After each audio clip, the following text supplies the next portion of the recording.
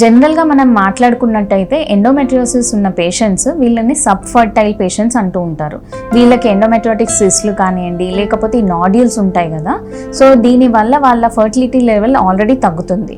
So వాళ్ళు infertility treatment కోసం వెళ్ళినప్పుడు ఇవన్నీ చెక్ చేసి ఒకవేళ మన ఎండోమెట్రియోటిక్ సిస్ట్లు ఏవైతే ఉన్నాయో అవి 3 to 4 సెంటీమీటర్స్ కన్నా ఎక్కువగా లేకపోతే వాళ్ళని స్టిమ్యులేట్ చేసి IUI ప్రక్రియ ద్వారా ప్రెగ్నెన్సీకి ఎంకరేజ్ చేస్తూ ఉంటారు, ప్రొవైడెడ్ వాళ్ళ ట్యూబ్స్ మంచిగా ఫంక్షనింగ్ ఉన్నాయా లేవా చెక్ చేసుకున్న తర్వాత.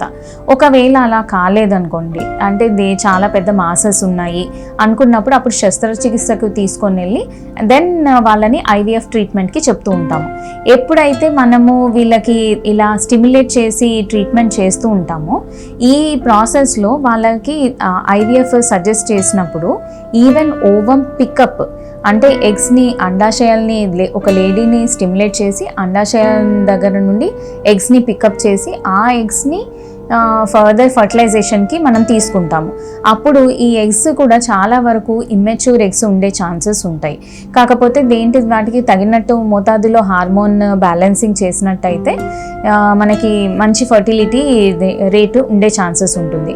అండ్ IVFతోని ఎండోమెట్రియోసిస్ పేషెంట్స్ చాలా వరకు ఈజీగా కన్సీవ్ కూడా అవుతూ ఉంటారు. వాళ్ళకి ఇది ఒక బెటర్ లైక్ సాధనం అని చెప్పొచ్చు. IVF అనేది ఒక purely blessing for endometriosis patient, ఎందుకంటే వాళ్ళు ఈ పెయిన్ నుండి తప్పించుకోగలుగుతారు. And also more over pain ఒకటనే కాదు, ప్రెగ్నెన్సీ అనేది కొంచెం ఈజీగా కూడా అవుతూ ఉంటుంది అన్నమాట.